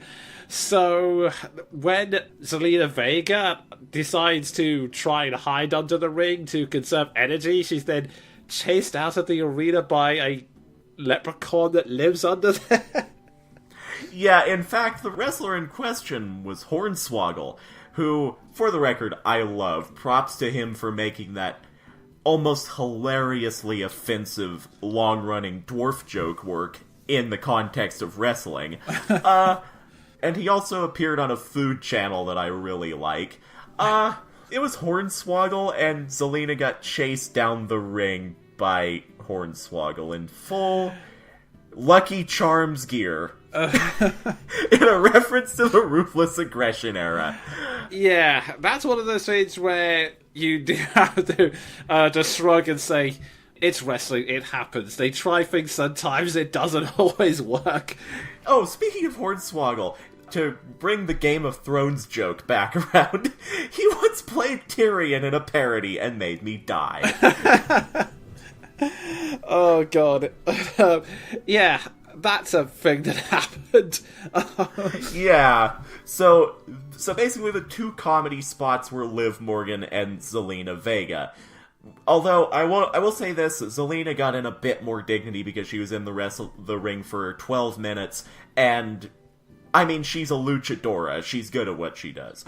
Other noteworthy wrestlers. Okay, I'll bring up Xia Li because she's an NXT call-up they recruited from China, and oh my god, this was my first introduction to her, and oh, that wrestling style is so cool.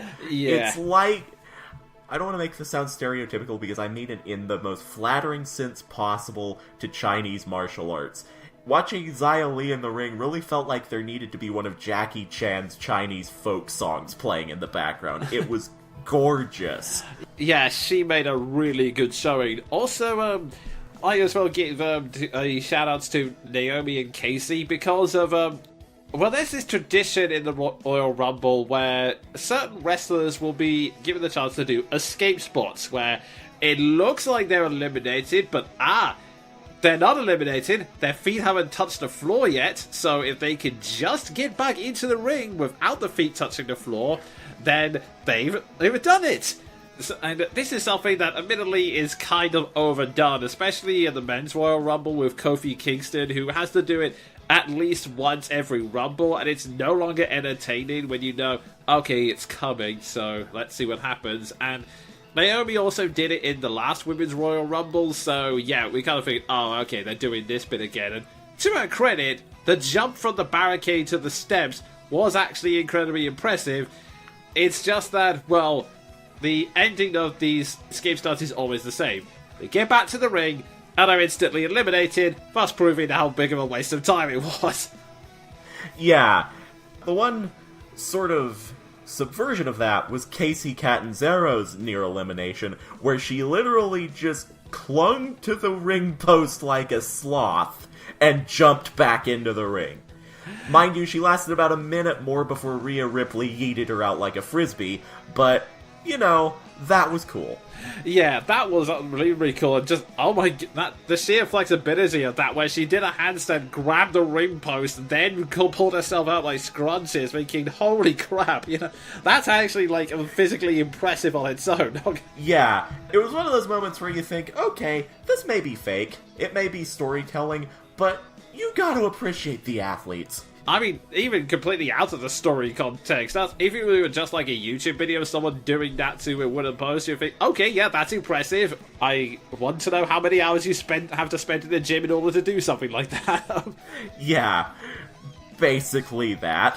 Other standouts, Charlotte Flair had the most eliminations, that's another thing that's usually noted in these things, and also lasted almost an hour, because she's Charlotte Flair, she's women's wrestling Roman Reigns. Well, she is the daughter of Ric Flair, so... And I'll give her credit, she is very, very, very good. But you knew, going into this, that she was going to be in the Final Four, and that she was going to eliminate a lot of people. It's sort of what the company favorites do. Yeah. Likewise, he knew that Nia Jax was going to eliminate a lot of people because, well, one other thing about WWE is that they really like big, tall, muscular-looking wrestlers, so having Nia Jax in the ring, who is possibly the beefiest girl in the entire ring, and that's not a criticism, I mean that with the greatest of respect. Yeah, like, she's 6 feet tall, 240 pounds, and looks like she could kill me. So, and between her and Ripley, they tore through a lot of wrestlers before they were finally taken out. So, I mean, there's a reason Nia Jax was in the top 4. So. Yeah, and I mean, I'm not giving props to the fact that she constantly injures people, but at least they've managed to play it into a very effective heel character with Nia Jax. Like, we'll get into what happened in the final, between the final 3 in the ring, but, you know, I take Nia seriously again, which after that Alexa Bliss feud, she needed. This is the thing, I actually briefly liked her face run in the whole Alexa Bliss feud up until the match of WrestleMania, where it should have ended. Then they had it continue into Backlash, and then the subtlety of it was incredibly stripped away, where they revealed, you thought we were telling a story about Nia Jax being betrayed by her friend, who was incredibly shallow. Nope, it was actually as part of an anti-bullying charity, which, by the way, we are proud to sponsor an anti-bullying charity, which you can donate to at this number. I'm not kidding. Yeah, I'll actually admit, Nia was a good champion, and I loved the feud up until WrestleMania, but the fact that it continued... Oh god, the fact that it continued. Also, if they really just wanted to use the feud to give the title to Ronda Rousey, have her beat Nia Jax.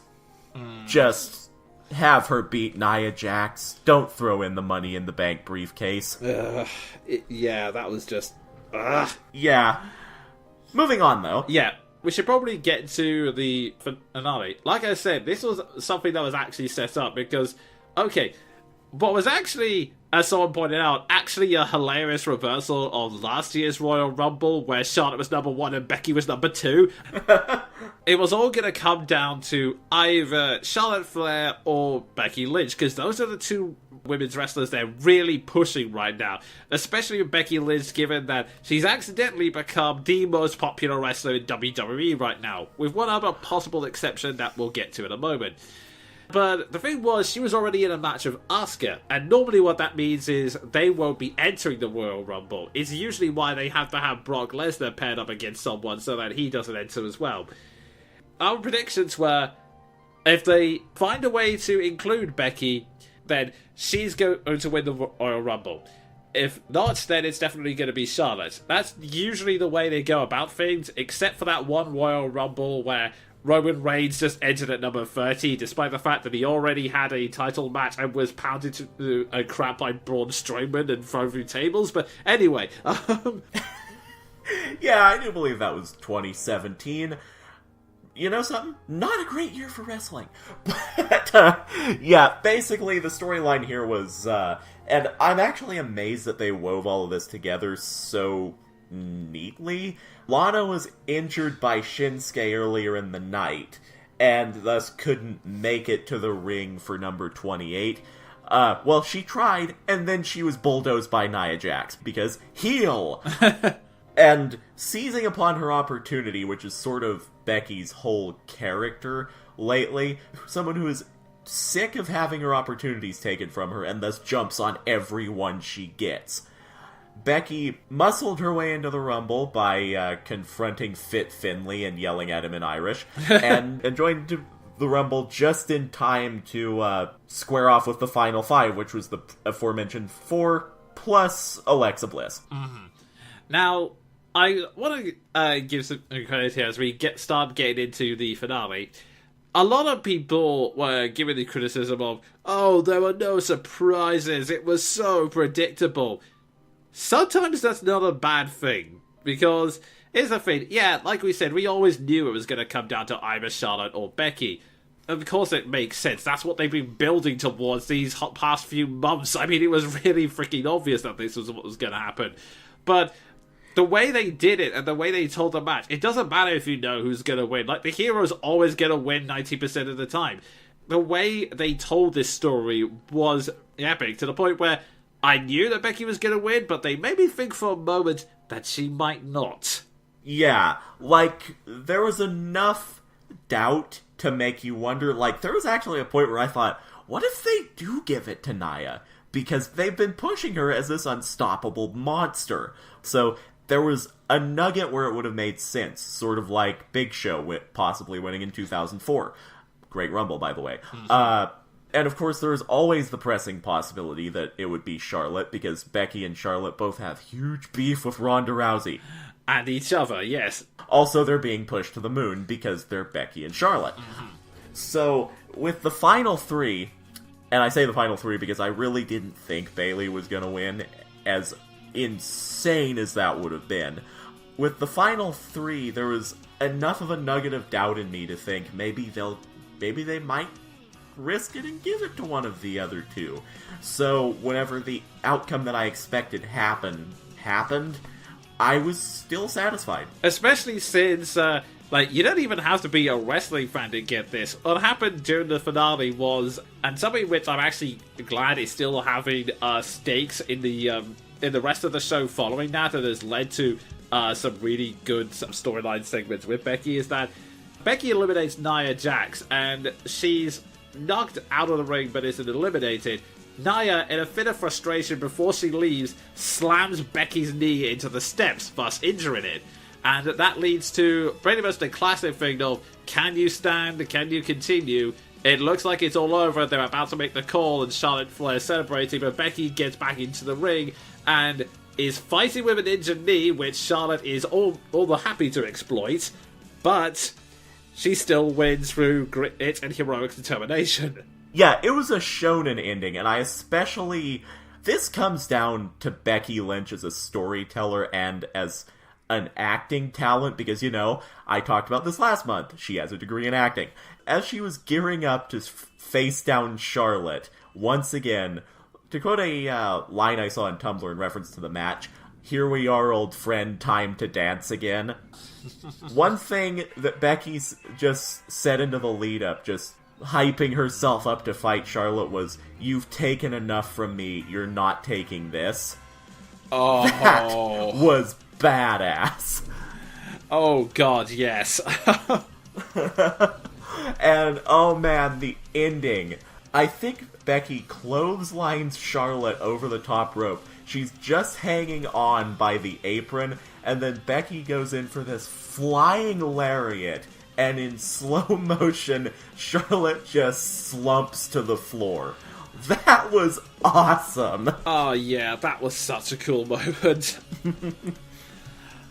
So yeah, really happy that Becky won, especially even if you just take it from the outside context and ignore the fact that she's going up against Ronda freaking Rousey in WrestleMania now. It was a really fun story on its own, and just such a great event. Yeah, honestly, it was one of those situations where the whole setup of the finale was good and exciting enough to the point where I would have actually been okay with it if Charlotte won. Like, her performance was impressive enough, and the storytelling was to the point where I could have believed it, and I would have been excited for the match she had at WrestleMania, because, like I said, Charlotte may be stiflingly favored by the company, but she's very, very good. Indeed, yes. And so, with that note, we now move on to the Men's Royal Rumble. And since you did the honor last time... Oh, thank God. Yeah, please, take over. Okay, so, to save time... Number 1, Elias. Number 2, Jeff Jarrett. Number 3, Shinsuke Nakamura. Number 4, Kurt Angle. Number 5, Big E. Number 6, Johnny Gargano. Number 7, Jinder Mahal. Number 8, Samoa Joe. Number 9, Kurt Hawkins. Number 10, Seth Rollins. Number 11, Titus O'Neil. Number 12, Kofi Kingston. The Kingston of getting back in the ring. Number 13, Mustafa Ali. Number 14, Dean Ambrose. Number 15, No Way Jose. No Way Jose. No Way Jose. Number 16, Drew McIntyre. Number 17, Xavier Woods. Number 18, Pete Dunne. Number 19, Andrade. Seeing all of us forget we ever called him that. Number 20, Apollo Crews. Number 21, Aleister Black. Yes, yes, yes. Number 22, Shelton Benjamin. Number 23, Baron Corbin. Number 24, Jeff Hardy. Number 25, Rey Mysterio. Number 26, Bobby Lashley. Number 27, Braun Strowman. Number 28, Dolph Ziggler. Number 29, Randy Orton. And number 30... was supposed to be R-Truth, but was in fact Nia Jax.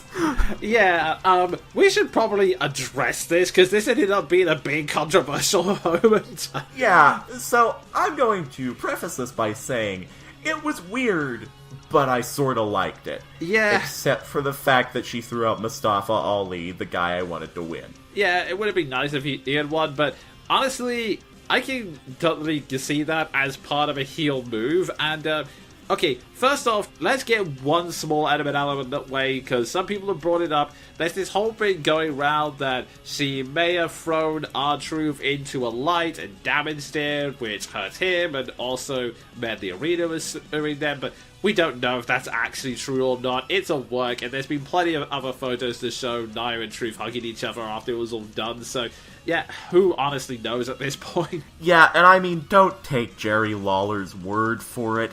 He's a company man, so he could be totally playing into the work. And for two, it's Jerry Lawler, who, I hate to say it, is not necessarily reliable.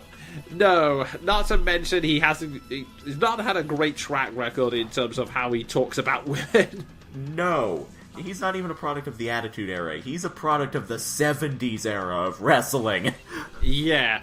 The one line he used to continuously bring up is, "Women despise each other, it's a proven fact." And in fact, one of the Renee Young's best moments is when she actively called him out. No, that's bullshit. Stop saying that. Yeah, well done, Renee. So, yeah, this whole Nia Jax thing, for one, I do not believe for a second that this was legit heat, and that they gave R-Truth the championship as a consolation prize. I mean, maybe they changed their mind and just decided to do it last minute, but the fact that Rusev and Shinsuke teamed up immediately afterwards suggests otherwise. Yeah, it's one of those things where you have to be careful what you pay attention to, because there are loads of rumors flying around at the moment, and either plans change, or people misconstrued, or people just want to get their names in the dirt sheet news programs. It's why also I'm really excited to see who joins AEW and what that thing becomes. But at the same time, I'm not really believing every single rumor I hear. Oh, did you hear? Randy Orton's going to join AEW. Oh, AEW are going out to Goldberg. Oh, Sasha Banks is thinking of leaving. Like, so many wrestlers are been thinking about leaving and either decide not to or can't because of contracts. Yeah, and plus some of them have work written all over them. Like, you know, Dean Ambrose. That whole press statement where they actually acknowledged the fact that he hadn't renewed his contract, despite the fact that they don't do that, and when a wrestler leaves, they give them the legendary future endeavors line. That, or they actually give them a final match instead of just going, oh, he's planning to leave, I guess. Basically, the whole Nia Jax thing, I personally loved it. Yeah. For all the reasons that I talked about earlier with wrestling on an equal playing field, because Nia eliminated Mustafa and then ate an RKO, a super kick, and a 619 in short order, followed by one of the funniest things that happened in the match was Ray just looking out at her through the ring like, you wanted me to wrestle you equally. Like, this is the thing. Again, I have come up from the Lucha Underground, so these intergender matches, like, some people will all go, oh, isn't it really awkward that these people are beating up a woman because they deserve it? And it's like, I sort of get what you're saying, but again, context is key. This is a sporting anime where someone barged into a match they weren't supposed to and threw people out of the freaking ring, including someone who was meant to be light, and even actively the whole thing with Rey Mysterio. So there was a point where she had knocked Randy Orton aside and then said, go on, Ray, I'll help you. You attack Randy Orton, we'll follow it up. And then as soon as Ray's back was turned, slammed him into the ground. Nia Jax is not innocent in any point in this. Like, she was being as much as a heel villain as the rest of them were, you know? Yeah, like, the thing is, this was all, like I said, on an equal field. She was being treated as being as much of a contender as everyone else in the ring, and was being treated no differently. And, in fact, was being treated as almost more of a threat than certain wrestlers, because she is both 2 inches taller and 60 pounds heavier than Mustafa Ali, who she ragdolled. Not to mention that, well, the moves we listed, the RKO Super Kick 619, those are the wrestler's signature moves. You don't just pull them out with anyone. So the fact that they actually required those rather than, alright, come on, little lady, whoop, there we go, I threw you out with no effort. Now let's get back to the man's wrestling. You know, the fact that they actually had to use that force on her, that shows that they were at least taking her seriously as a threat in this. Yeah, I mean, she ate an RKO, the deadliest move known to man. Yeah, it comes from out of nowhere every time. Yeah, even whenever he blatantly sets up for it, like that one time he launched Seth Rollins into orbit. But yeah, pretty much I had no problem with it, and it's something I actually hope we're going to see later on, like intergender feuds, because, yeah, I get why people are squeamish, but honestly, if you look at any intergender match, I mean, one of my favorite wrestling matches of all time is a gauntlet match between Pentagon Duck and 3 female Japanese wrestlers, so the Black Lotus Triad, which, funnily enough, is now on YouTube, and you can find it and watch it and enjoy it. Was it one of those wrestlers, Io Shirai? I forget. One of those wrestlers was Io Shirai under the name of Hitokiri, the other was Kairi Sang. Oh, yeah! That was awesome. So, yeah, basically, that was a controversy that I don't think needed to be controversial. The moment itself was awesome, not least because, like I said, Nia needed to be built back up like something ferocious. Late 2018 was not good for her. And seeing that whole segment was pretty impressive. Indeed, I think the last thing I'll say about it is that it just seems to be the attitude from people who have only watched WWE and not watched other shows. Because there have also been some comments saying that, oh, that destroys a man's credibility if a woman tackles them so much, which those people just grow up. Yeah, stop being Jerry Lawler. I mean, yes, this is true that men genetically improve muscle mass, although what everyone keeps forgetting is that women also genetically have a higher pain tolerance than men. So I think that balances out, especially if you're going to try submission holds. But anyway. Yeah.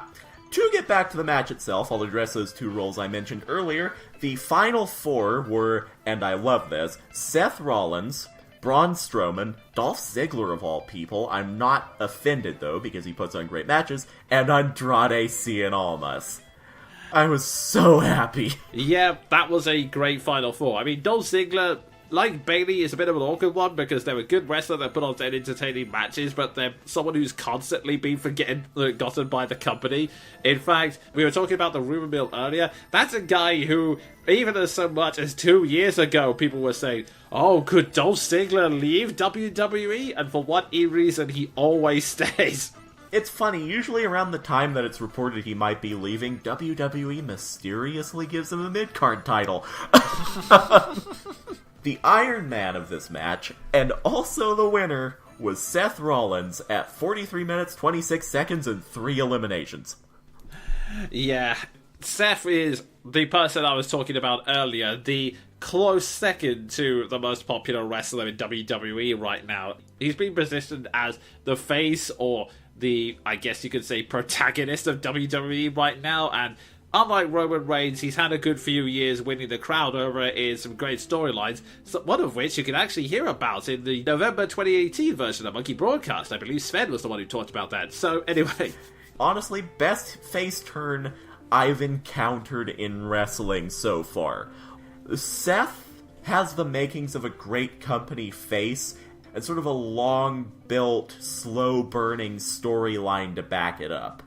He was the overwhelming favorite to win this match, and I'm honestly not upset by the fact that he did, because if anyone has earned it, it's Seth, not least because he has competed for that Universal title 3 times now and lost every single time.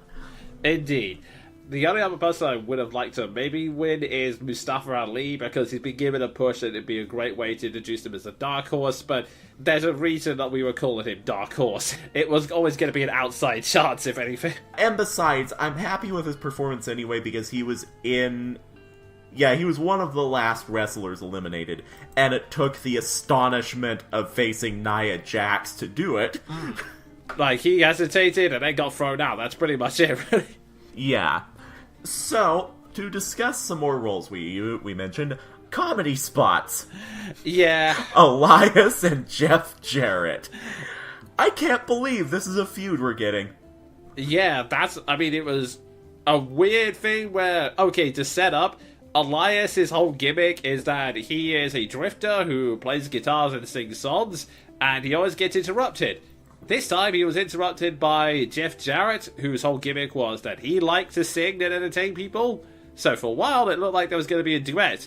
And then Elias, for reasons that aren't really very well defined, decided, no, I'm going to beat you up in the middle of the ring instead. Yeah, apparently he doesn't like being overshadowed. I guess that's the line they were going with. But, yeah, to start off with, Elias tries to give a concert, Jeff Jarrett interrupts, and we get, I think it was like a 5-second nostalgia war before Jeff Jarrett is eliminated. Next comedy spot, in the dubious honor of shortest-lived Rumble contestant literally ever, was No Way Jose, who conga lined down to the ring, got up on the apron, and legitimately got hit and run by Samoa Joe. Yep, he lasted officially, according to Wikipedia, 2 seconds. And then conga line backed around the rest of the ring. Because that's what he does. This guy used to be a respected wrestler, folks. Yeah, who just happened to be a goofball. But apparently Vince McMahon hates him. Which, you know, McMahon dates. Yeah. The other one was poor Titus O'Neil, who... Okay, there was one time they did this with 50 wrestlers in Saudi Arabia, the greatest Royal Rumble. And in an unscripted bit that has unfortunately haunted the rest of his career, Titus O'Neil ran down to the ring, tripped, fell flat on his face. So, of course, they had to reference that here, apparently. Yeah, and I'll admit, according to both general opinion of the wrestling world and the wrestlers themselves, that was one of the funniest botches in recent wrestling memory, but at the same time, that has become Titus's entire career. Yeah, so there was this whole bit where he ran down to the ring, stops, checks everything, and goes, "Hey, I'm not going to get tripped," and then was knocked out the ring in 5 seconds, so... By Kurt Hawkins! A man who has not won a match in years! Talk about destroying a man's self-respect. You know, there was a time when Titus was almost going to be pushed. It was a beautiful 5 seconds. I'm trying to remember if that was around the same time Hulk Hogan came back and he pointed out that, hey, maybe we shouldn't forgive the racist, but anyway. I think it was around that time, and also, apparently, Vince killed his push because he brushed by him in the hallway the wrong way. Because he's Vince McMahon. Another comedy spot, Kofi Kingston, the Kingston of near-elimination spots, who was hurled out of the ring, landed on Xavier Woods, and then both of them got eliminated by Drew McIntyre. Yeah, they did another also escape spot where it was supposed to be that he was thrown over the top rope, but grabbed the bottom rope and was able to pull himself up from it on back into the ring, which... some people have pointed out that it may have accidentally been a botch, because there was this whole thing of, I think his feet actually did touch the ground when they weren't meant to, and second, it's really not that impressive compared to what the women were doing, honestly. Yeah, it really wasn't. Like, honestly, nothing was gonna top Casey Catanzaro. Nothing was. But yeah, in terms of the most eliminations, well, it was a contest between two people. Drew McIntyre, who you could tell he meant business because one of the things he did on the way in was punch No Way Jose. Yeah, because, you know, he... I'm so sorry to our audience, but, you know, he's Scottish. I suppose you could say that, yes. And Braun Strowman, who... the best way to describe this is that he's Hulk. Yeah, literally. Like, I actually saw him compared once to Gregor Clegane, the mountain that rides from Game of Thrones, and that is surprisingly accurate. Because the best way to describe Braun Strowman is a 6'8" man behemoth who screams a lot. Yeah, and It's kind of funny when it was actually MVL's pick to win the Rumble, which I can totally see, because the problem is, whenever he shows up, WWE find themselves written into a corner because they made this whole thing of, Braun Strowman is the monster among men. He's an unstoppable badass with killer muscles and doesn't feel anything. We don't actually want him to get the Universal title yet. Yeah, the first time that they ran into that, they had the brilliant idea of having him lose to 1F5 from Brock Lesnar, which was about the time I started getting tired of Brock Lesnar. The second time, they decided they would have him go down to 6 F5s, because that's where we're going. And the third time, they literally just wrote him out of the feud. At the very least, he was the second to last person, which makes sense, because if anyone's going to be your final boss, it's going to be him. Yeah, and before we get into that, oh man, the NXT talent in this. Not as much as the Women's Royal Rumble, but we had Johnny Gargano, Pete Dunne, and Aleister Black. Largely considered the best wrestlers in NXT. Yeah, I should probably also quickly explain for those who don't know what we're talking about in wrestling terms.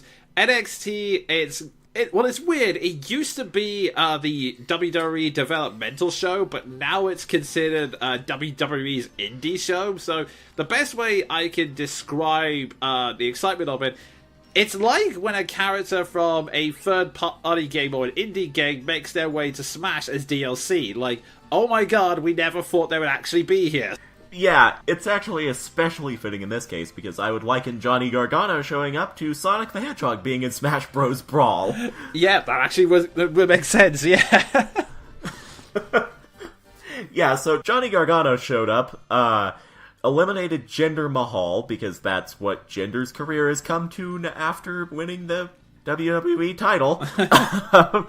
Pete Dunne showed up and just basically brawled with everyone because he's the bruiserweight, and then Aleister Black showed up, acted like the microcosm of the 90s he is, and eliminated Dean Ambrose, which was pretty excellent.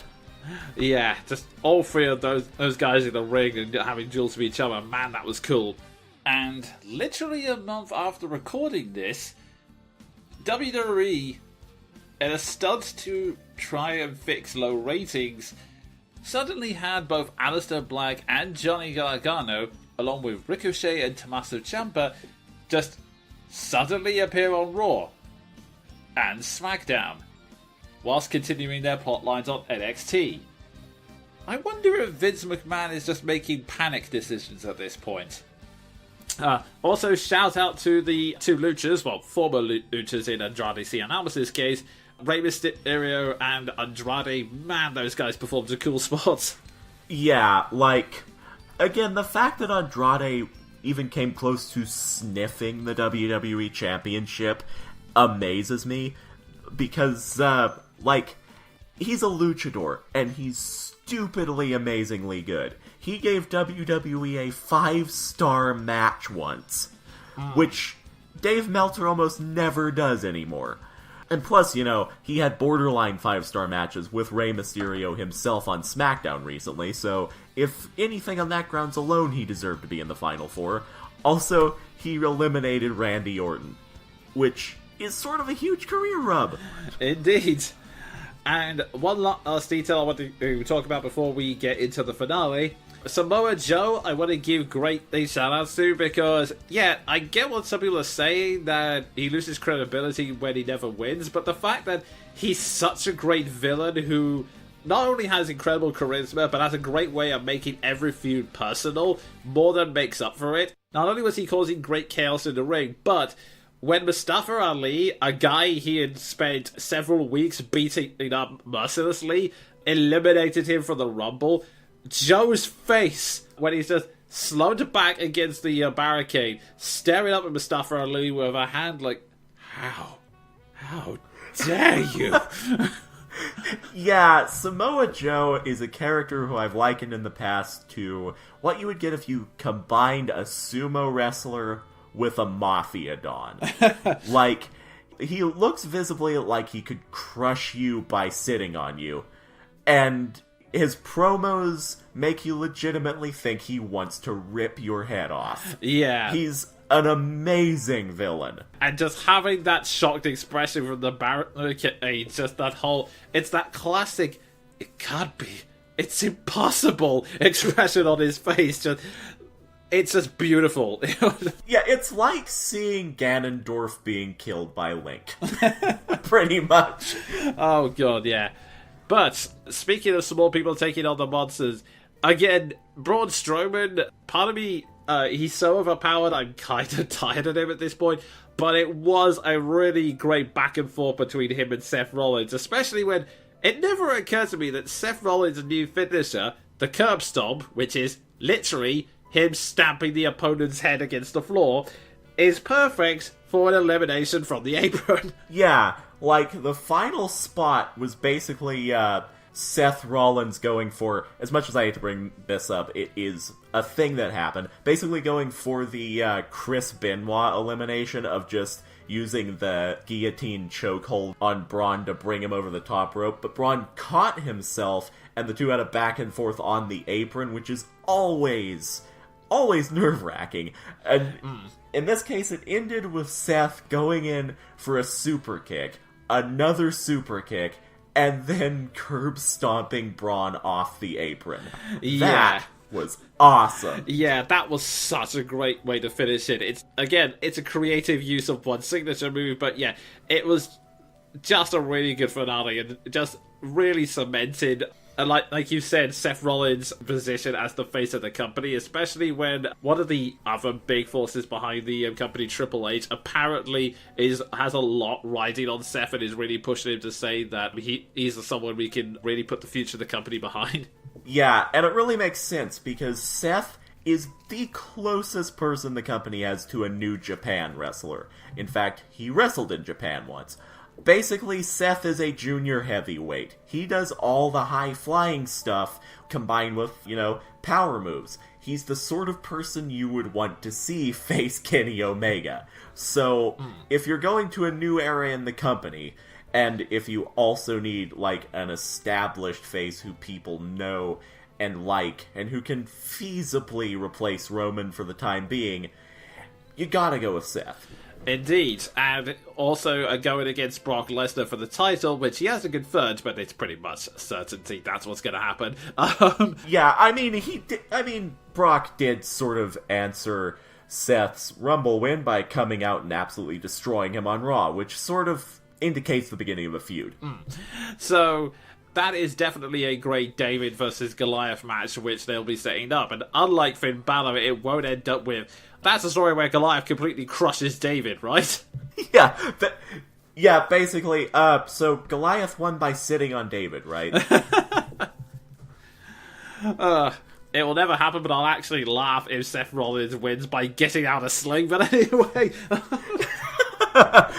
one of his moves is called the Sling Blade. Possible, but yeah, that was the men's Royal Rumble. Honestly, even if you ignore the whole Nia Jax thing, which was a massive surprise, but still welcome, it was a really good, entertaining show overall, especially with the NXT guest spots and, well, frankly, some of the cool spots by Seth Rollins, Andrade, and Mustafa Ali, so... Yeah, and funny thing about Nia, apparently, before Roman had to take time off for health reasons, the number 30 entrant was going to be Rock the Dwayne Johnson, to quote WrestleTalk. And Rock is, in fact, Nia's cousin. Nice. So, that sort of came full circle. Yeah. It's funny how weird things like that happen. Yeah, really good overall, and the Royal Rumble is a great showcase of the talent available in the company, and yeah, despite, let's be honest, the absolute failings this company goes through, often due to wrong-headed management and this weird insistence on weekly storytelling that's performed live, with writers often scrambling last minute to think of plot lines and no insistence on continuity or anything like that. Yeah, Mostly despite the fact that WWE is still run by Vince McMahon. And in fact, that actually might be the problem, considering that one of the other problems is insisting on including things from the 80s and 90s that people moved on from ages ago. But despite all of that, there is an incredible talented performers on there who, when they're given the right material, can put on a really great show that's entertaining from start to finish. You just need someone better at the helm, and they are starting to take small steps in the right direction. Very small ones, mind you, but steps nevertheless. Yeah, like for instance the fact that they are actually pushing Becky Lynch, and even Seth Rollins, who is not the biggest guy, he's a junior heavyweight, but they're still pushing him as though he was on the caliber of 6'9" super giants like Hulk Hogan. Indeed, and yeah, if they keep letting the wrestlers show their stuff and actually go with the crowds and feelings rather than just flat out ignoring them like they used to do, then yeah, WWE may be able to recover from their abysmally low ratings. Yeah, and I know it's probably sort of jumping the gun and maybe asking a bit too much this early in the game, but I'm going to go ahead and make a 2019 prediction. At some point this year, we're going to get a 5-star match on the main card. That's my prediction. I'm sticking to it, and I really hope it happens. Yeah, it would be really amazing if it did. And if nothing else, they're going to have to step up their game. Otherwise, AEW is going to eat them alive. And now, it's time for us to get to our last section, which would be... Quickfire review! Oh dear, Nia Jax appears to have invaded and is starting to beat up the quickfire reviews in the corner over there. No. Oh god, the lights. Those are expensive. We're going to have to replace those. So, yeah, sorry guys, we're going to have to cut the podcast over here as we try to get some referees here to say, no, don't do that. Quick, someone get Ray! But yeah, thank you to everyone for listening, and until next time, I've been the Jonin Monkey. And I've been Sven the Crusader. Watch out for that number 27 spot.